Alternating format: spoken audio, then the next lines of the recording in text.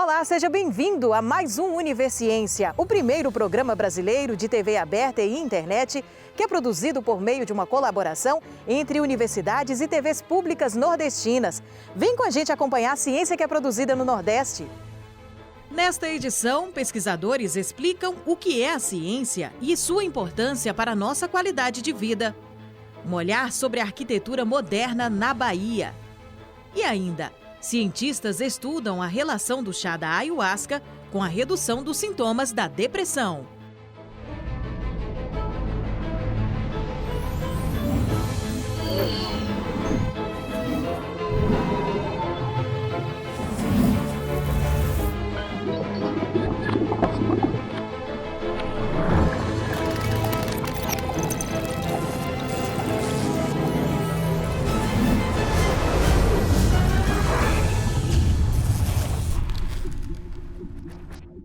Uma pergunta bem simples, mas que parece dar um nó na cabeça da gente só de ouvir.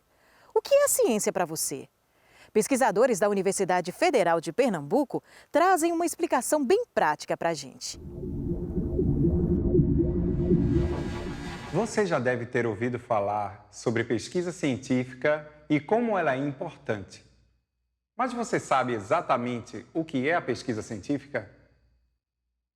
Como ela é feita? O que ela cria de positivo para você aí? Vamos responder a essa e muitas outras perguntas para mostrar como que nós estudamos e pesquisamos dentro da universidade chega até a população. Nosso tema é Pós-graduação, Ciência e Sociedade. E vamos explicar o papel fundamental do conhecimento científico produzido aqui na pós-graduação na melhoria da sua vida. Meu nome é Geimerson Vieira. Sou professor da Universidade Federal de Pernambuco e quero saber, o que é ciência para você? Ciência é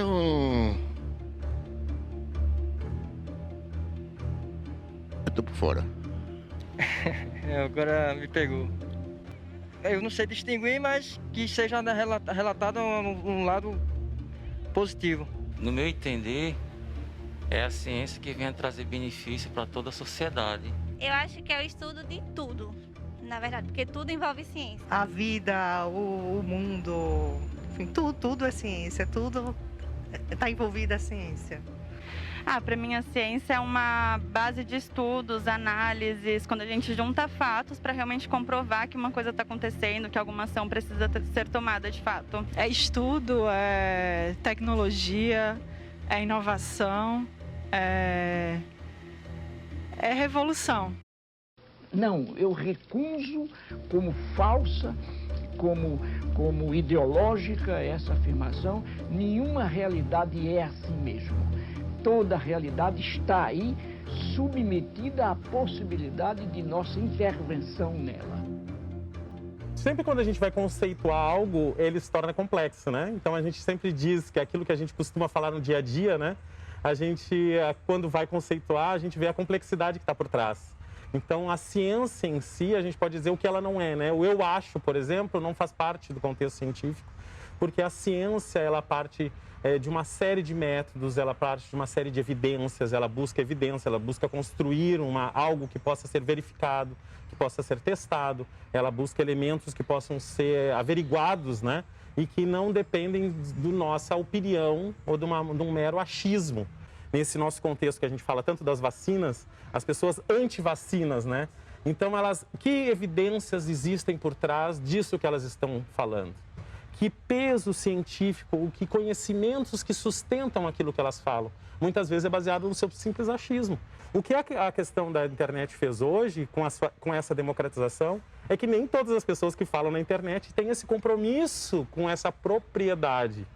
O método é quando você tem total confiança na forma que um determinado tema foi abordado.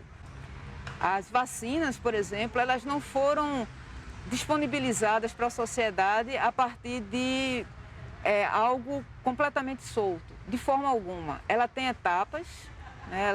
Ela seguiu um método científico. O que foi feito, por exemplo, na China ou na Rússia, pode ser repetido em qualquer parte do mundo. Isso é um método científico, é quando essa forma de trabalhar ela pode ser replicável. E quando isso acontece, dá um grau de confiança muito grande. Embora não seja divulgada, não seja vista, né, como uma coisa popular, um cientista não é um ser de outro mundo. O cientista é uma pessoa que dedica sua vida para estudar, para experimentar e para colocar na sociedade produtos, insumos, tecnologias de qualidade. E, infelizmente, a gente percebe que a população não conhece isso, mas a Covid ela trouxe um raciocínio que a população hoje em dia discute variante viral, eficácia de vacina, e é isso que é preciso, aproximar a saúde, a ciência da população, para que as pessoas entendam que qualquer ser humano ele é capaz de ser cientista. Basta ele ter uma pergunta, basta ele se dedicar para responder essa pergunta, experimentar e demonstrar. É isso que a gente faz com nossos alunos em universidade. É assim que as pessoas se formam. Pós-graduação é toda a ação que você faz após a graduação. Então você escolhe um curso para se profissionalizar e você tem algumas possibilidades após esse curso. Isso é fundamental, porque a graduação ela profissionaliza e a pós-graduação ela coloca a ciência, a pesquisa, a inovação, a tecnologia muito perto do que a sociedade espera da gente, como universidade. Nós temos um país que hoje, nesse contexto da pandemia, que não é pós, o pessoal já está dizendo pós, mas não é pós, estamos no contexto da pandemia, nós percebemos o quanto ainda é necessário que a ciência e a política elas possam caminhar juntas, mas não se tornarem adversárias. E nós temos visto isso como? Na própria implantação de políticas públicas de enfrentamento à Covid-19. Então, as pessoas estão ficando em dúvida sobre o que a ciência diz, não é? E do que a política trata. É importante, né, que um país ele cresça, ele se desenvolva a partir do investimento que ele faz na ciência e na tecnologia. É impossível esse crescimento acontecer se não houver o acompanhamento da ciência e tecnologia em todas as áreas. A representação política precisa ter discernimento sobre isso, a Câmara dos Deputados, né, tanto estadual como federal, como o Senado. Por quê? Porque é de lá onde vêm as aprovações e até mesmo a aprovação para a distribuição dos recursos. Cada vez que nós vemos uma redução de recursos no setor que são fundamental, educação, saúde, né, a gente observa que o investimento da pesquisa e tecnológico, ele sofre uma queda, não é, terrível. O que muitas vezes nos torna dependentes de nações que avançam, estão mais alinhadas com o progresso científico, né, e também com o poder político, e elas conseguem avançar. É preciso que as pessoas observem a necessidade que a gente tem de melhorar a nossa pesquisa, de investir em tecnologia e colocar, sim, o pesquisador brasileiro num patamar que ele merece estar. Ele só não conseguiu ainda porque ele não tem suporte de ciência e tecnologia. Temos instituições de respeito como Fiocruz, Butantan, entre tantas outras instituições federais, mas que não têm o suporte necessário para que os cientistas, pesquisadores, professores e, evidentemente, o mais importante, os alunos que estão se formando, tenham subsídios para trabalhar, tenham condições de se formar e ser, no momento deles, líderes de pesquisa de outras situações. E aí sim a gente consegue crescer. Afinal de contas, a gente tem que, entre aspas, aí, honrar o que diz a bandeira nacional, já que a gente está falando para pessoas que honram, né, o Brasil e que gostam do nacionalismo.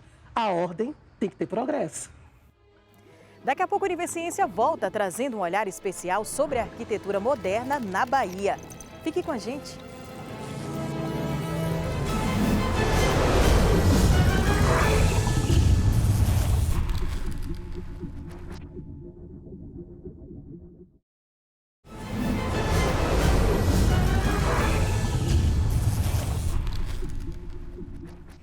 Agora a gente acompanha tudo sobre uma coletânea que retrata a arquitetura moderna na Bahia.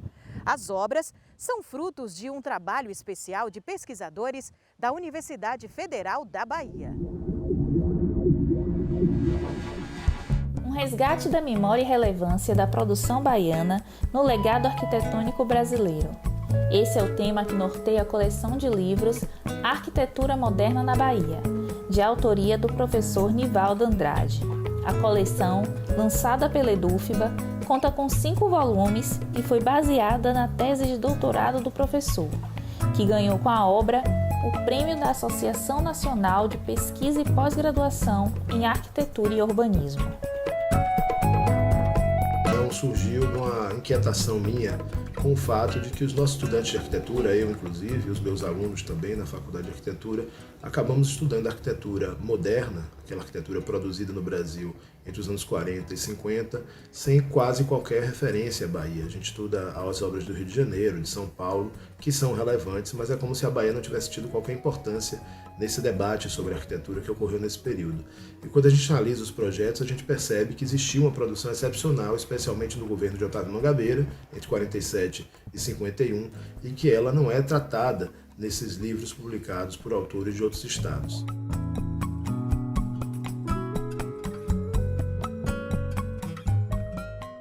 O volume 1 da coleção, ele analisa justamente a historiografia da arquitetura moderna no Brasil para tentar identificar essa lacuna sobre a arquitetura produzida na Bahia. E aí destaca-se a figura de Diógenes Rebouças como um arquiteto muito importante na produção local, com obras muito relevantes, mas que por não ter a preocupação em publicar essas obras, acabou sendo um pouco esquecido dentro da historiografia da arquitetura brasileira. O volume 2 trata do EPUCS, que foi o escritório do Plano de Urbanismo da cidade de Salvador, através de uma assinatura de um contrato entre Mário Leal Ferreira, o engenheiro, e a Prefeitura de Salvador, entre 42 e 43, e que a partir de 47, com a morte de Mário Leal, passa a ser coordenado por Diógenes Rebouças. Ele vai se transformar, para além de ser a instância de planejamento urbano da cidade, do primeiro plano moderno de Salvador, ele vai ser o primeiro escritório de projetos de arquitetura da cidade, realizando projetos importantíssimos. Esse volume 2 ele analisa um pouco esse panorama da arquitetura na Bahia nesse período, o curso de arquitetura da Escola de Belas Artes, a integração com as artes plásticas, que é um destaque importante. A maior parte das obras do período incorporavam obras de arte de artistas da vanguarda moderna, como Caribé, Mário Cravo, Carlos Bastos, General Augusto, Genário e outros.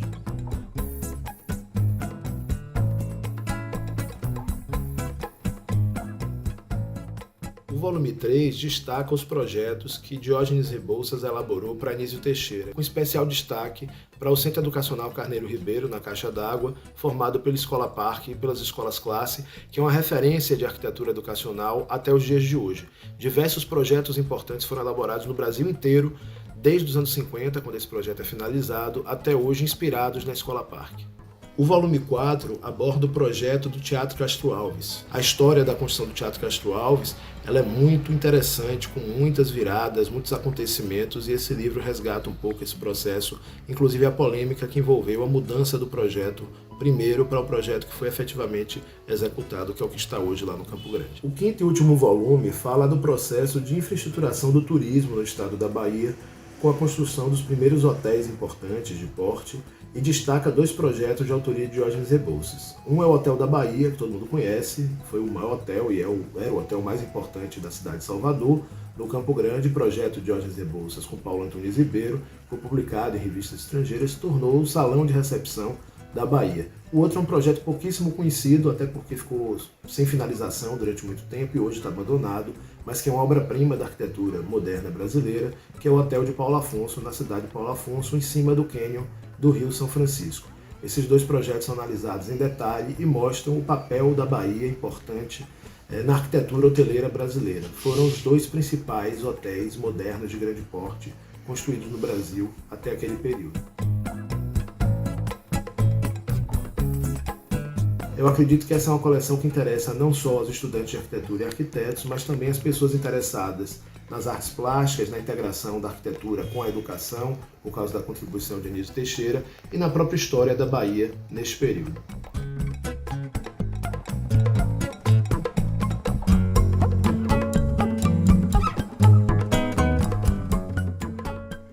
Agora veja isso. O Laboratório de Solos da Universidade Estadual do Sudoeste da Bahia, há mais de 2 décadas, é responsável por estudos para o melhor uso da terra no cultivo de frutas, por exemplo. E a parceria entre pesquisadores e agricultores da região Sudoeste e Norte de Minas Gerais resulta em importantes pesquisas. Desde 1995, o Laboratório de Solos da UESB contribui para uma análise técnica dos solos das propriedades rurais da região. O espaço faz exame químico e físico das amostras enviadas e auxilia na produção regional. Tudo começa com o recebimento do material, que é protocolado. Após isso, é feita a secagem e o destorroamento. Esse substrato é passado em uma peneira de 2 milímetros e ensacado. A gente retira uma amostra, um volume de solo aqui já determinado pelo procedimento para análise de 10 centímetros cúbicos de solo, que a gente faz as medições mediante esse utensílio aqui que a gente chama de cachimbo, né? Rotineiramente conhecido como cachimbo. Então, aqui nós temos um volume de 10 centímetros cúbicos, no qual nós vamos retirar esse volume de solo e adicionar nesses LMAs acondicionado aqui nesse conjunto que nós chamamos de bateria. Então, nós tiramos uma amostra e colocamos nessa bateria aqui para a determinação de fósforo e colocamos uma outra amostra para a determinação de cálcio, magnésio e alumínio e uma outra amostra com esse mesmo volume para que a gente possa fazer a determinação do pH de solo daquela mesma amostra. Em um dispensador ocorre a adição da solução extratora de fósforo e em outro a solução extratora de cálcio, magnésio e alumínio. Aquela bateria que até então estava lá com a amostra de solo, ela vem aqui para esse equipamento, que é um dispensador dessa solução.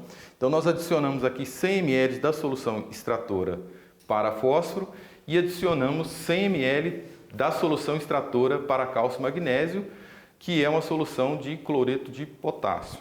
Essas baterias elas vão permanecer por um período sob agitação. Então, essa agitação ela vai proporcionar um contato maior da solução extratora com o solo e aí sim poder retirar o elemento que está dissolvido nas partículas do solo e ficar em solução.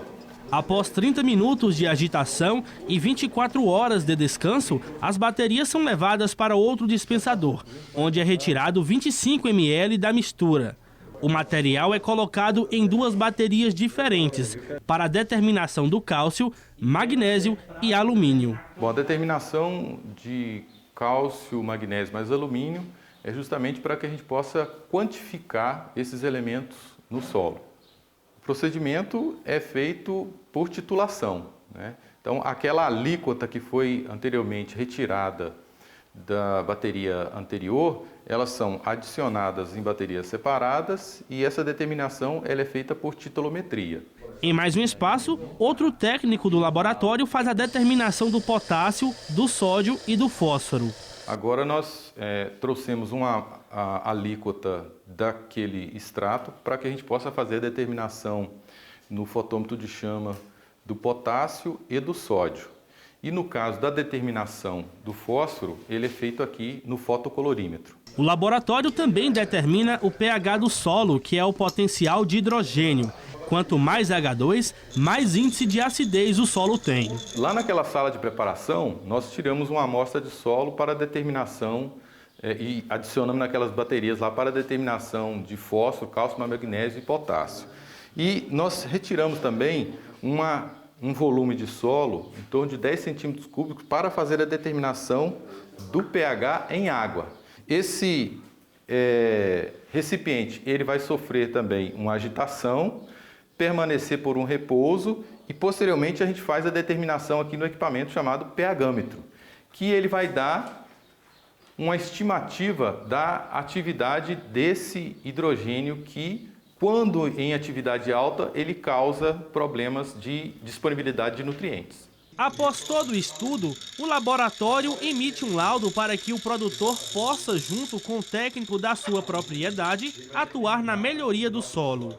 Então nós emitimos aqui 2 laudos, um com a determinação química do solo e a análise física com os teores de silt, areia e argila, permite com que o técnico que está acompanhando o produtor faça uma orientação para que esse produtor faça tanto a adição dos corretivos de solo, bem como das quantidades de fertilizantes necessários para que ele possa ter uma produção satisfatória. A gente pode falar que 99% das vezes que ocorre algum problema de análise, ela ocorreu anterior à chegada dessa amostra aqui no laboratório. Então, a gente ressalta aqui a coleta da amostra no campo, né? Ou seja, antes dele trazer aqui para o laboratório, ela é imprescindível que seja colocada critérios para que ele possa coletar essa amostra do solo. E não é possível que o produtor ele traga apenas uma amostra da propriedade como um todo. Então, há necessidade de se fazer essa separação aí desta área total em glebas, de acordo aí com as características do solo, principalmente de cor e textura do solo, que ele pode obter aí mediante a orientação do técnico que está o acompanhando. E daqui a pouco, a Univerciência volta trazendo informações a respeito de uma pesquisa feita com chá da ayahuasca, um composto de plantas com efeitos alucinógenos e sua relação com a redução dos sintomas da depressão. Já já a gente está de volta.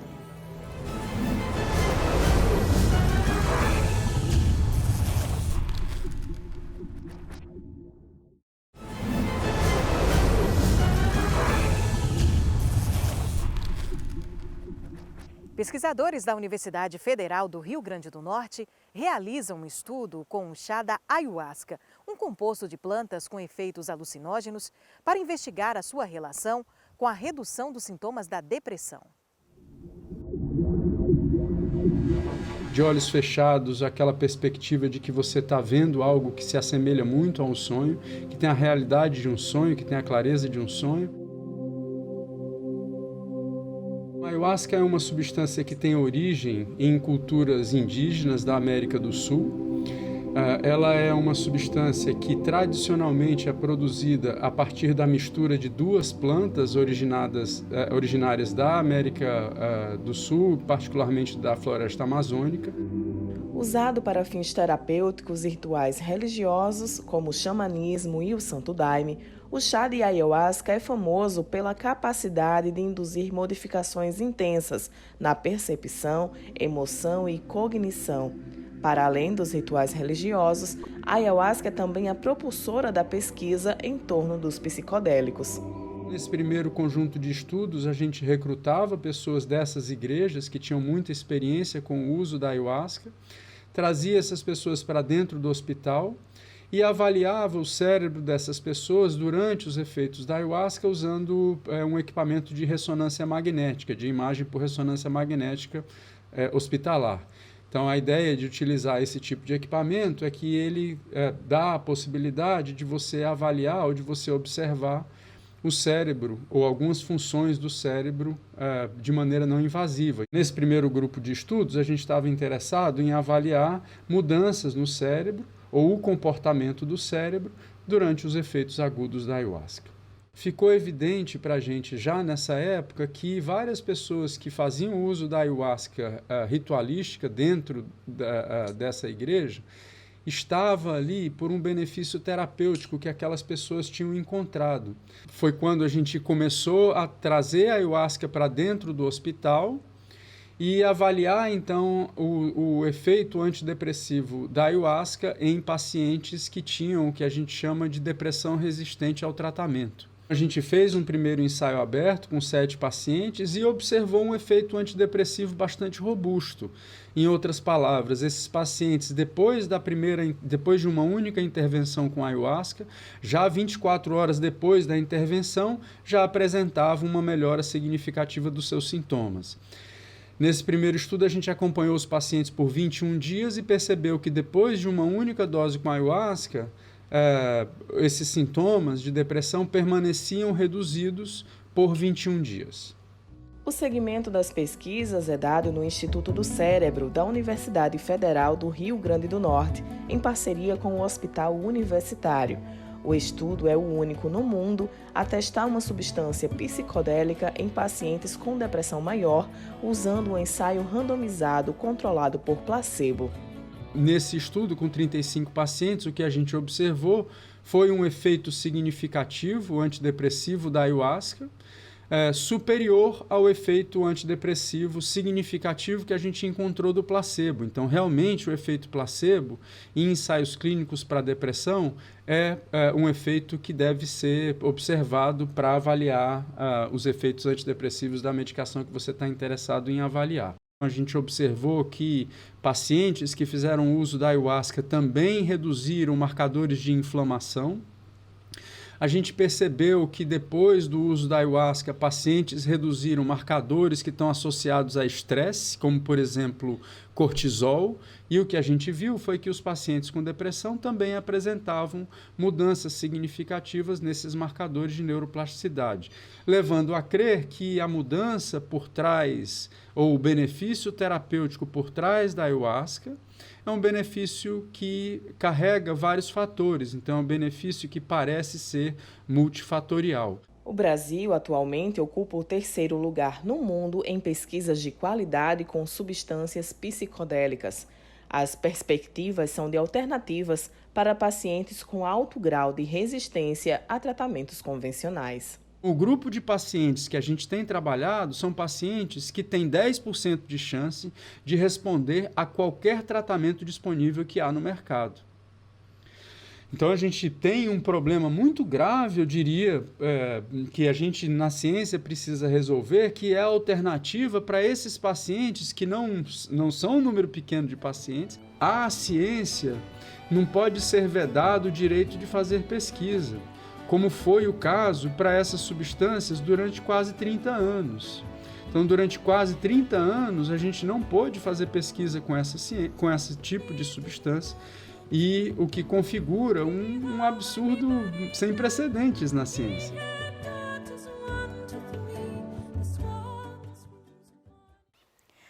O Univerciência de hoje fica por aqui. Mas no próximo a gente continua trazendo para você as pesquisas do Nordeste. Muito obrigada por sua companhia e a gente se encontra na próxima edição. Até lá!